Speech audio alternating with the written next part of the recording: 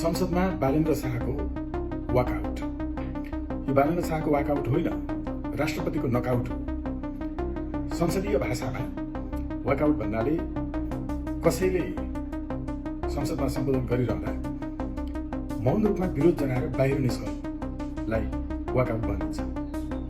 सामान्यतया यो head of the स्टेटले, राजाले रानीका प्रतिनिधिहरू जस्तो कि क्यानाडा, अस्ट्रेलिया लगायतमा हुने गर्छ। यो धेरै मिडियाले नबुझेर यसलाई भनिदिए अमर्यादित व्यवहार भनेर। यो अमर्यादित र असभ्य होइन, यो अभ्यास हो संसदीय इतिहासको, संसदीय परम्परा। राष्ट्रपतिको अनुहार अब बालेन्द्र शाहले संसदमा यसरी संयुक्त सदनलाई सम्बोधन गर्दै गरेको हेर्नुहुन्न।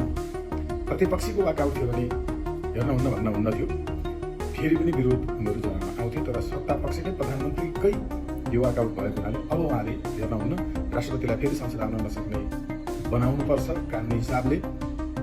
उहाँले अनैतिक रूपमा, गैर कानुनी रूपमा राज्यकोषबाट गलत ढङ्गले पैसा लिएर निजी स्वास्थ्य उपचार गराउनु भएको छ। सामान्यतया मोसन अफ थ्याङ्क्स भनिन्छ इङ्ग्लिसमा।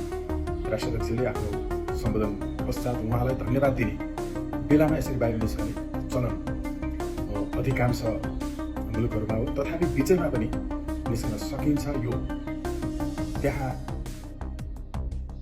सत्ता पक्षकै तर्फबाट प्रधानमन्त्रीले यसरी बाहिर निस्किसकेपछि राष्ट्रपति व्यक्तिगत रूपमा चाहिँ गलत हुनुहुन्छ भन्ने सन्देश हो।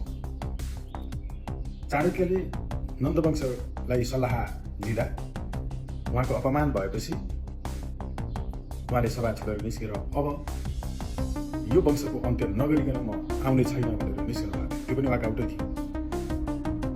धेरै यस्तो हुने गर्छ। यो अहिलेको प्रधानमन्त्रीको वाकआउट भनेको राष्ट्रपति अयोग्य हुनुहुन्छ भन्ने हो। राष्ट्रपतिले राजीनामा दिनुपर्छ भन्ने हो।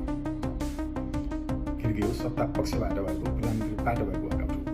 सन् 2018मा, सन् 2024मा युगान्डामा, जिम्बाब्वेमा यस्तो भएको छ। क्यानाडाको संसदमा रानीका प्रतिनिधि, गभर्नर जनरलले सम्बोधन गर्ने चलन छ।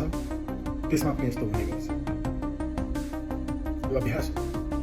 नेपालका मिडियाहरूले, अति जान्ने सुन्नेहरूले यसलाई अमर्यादित र असभ्य भने यो अभ्यासकै एउटा बाटो हो कि राष्ट्रपतिप्रति प्रधानमन्त्रीको असहमति छ र राष्ट्रपतिलाई उहाँले विरोध जनाउनु भएको छ। अब राष्ट्रपतिलाई प्रधानमन्त्री बालेन्द्र शाहले संसदमा मुख हेर्न, यसो जम्मा सङ्केत यो हो र यसरी